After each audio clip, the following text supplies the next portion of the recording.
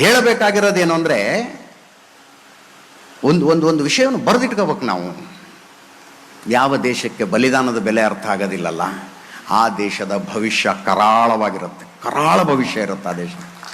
ಬಲಿದಾನದ ಬೆಲೆ ಅರ್ಥ ಮಾಡ್ಕೊಳ್ಳದೆ ಹೋದರೆ ಎಲ್ಲ ಕಲಿಸ್ತೀವಿ ನಾವು. ದುಡ್ಡಿನ ಬೆಲೆ ಕಲಿಸ್ತೀವಿ ಮಕ್ಕಳಿಗೆ, ಸಂಬಂಧಗಳ ಬೆಲೆ ಕಲಿಸ್ತೀವಿ, ಗೆಳೆತನದ ಬೆಲೆ ಕಲಿಸ್ತೀವಿ, ಶಿಕ್ಷಣದ ಮಹತ್ವ ಹೇಳ್ಕೊಡ್ತೀವಿ.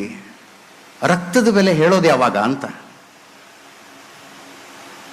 ರಕ್ತ ಬಲಿದಾನದ ಬೆಲೆಯನ್ನು ಹೇಳೋದು ಯಾವಾಗ? ಒಂದು ಮಹಾನ್ ಸುಳ್ಳು ನಿರ್ವೀರ್ಯ ಸಮಾಜವೊಂದನ್ನು ಹುಟ್ಟಾಕ್ತು.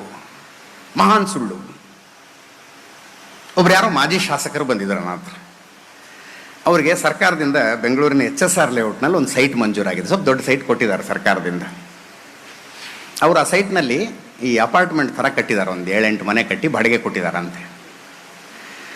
ಆ ಒಂದು ಮನೇಲಿ ಬಾಡಿಗೆಗಿರೋ ಮನೆ ಖಾಲಿ ಮಾಡ್ತಿಲ್ಲ. ಮಾಜಿ MLA ಅವರು ಮನೆ ಖಾಲಿ ಮಾಡ್ತಿಲ್ಲ.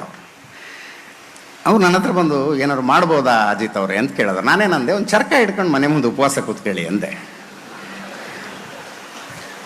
ಅವರು ಏನ್ರಿ ಹೇಳ್ತೀರಿ ನೀವು ಅಂದರು. ಏನ್ರಿ ಹೇಳ್ತೀರಿ ನೀವು, ಚರ್ಕ ಹಿಡ್ಕೊಂಡು ಉಪವಾಸ ಕೂತ್ಕೊಂಡ್ರೆ ಮನೆ ಖಾಲಿ ಮಾಡ್ಬಿಡ್ತಾನೆ. ನಾ ಹೇಳ್ದೆ, ಇಲ್ರಿ ಬ್ರಿಟಿಷರು ದೇಶನೇ ಬಿಟ್ಟು ಹೋಗಿದ್ದಾರೆ.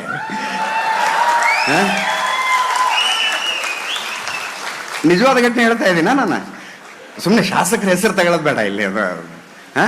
ನಾನು ಅವ್ರಿಗೆ ಬ್ರಿಟಿಷರು ದೇಶನೇ ಬಿಟ್ಟು ಹೋಗಿದ್ದಾರೆ ರೀ, ನಿಮ್ದೊಂದು ಮನೆ ಬಿಟ್ಟು ಹೋಗೋದಿಲ್ವ ಅವ್ರು ಬಾಡಿಗೆ ಕೊಟ್ಟು ತಗೊಂಡವರು ಅಂತ.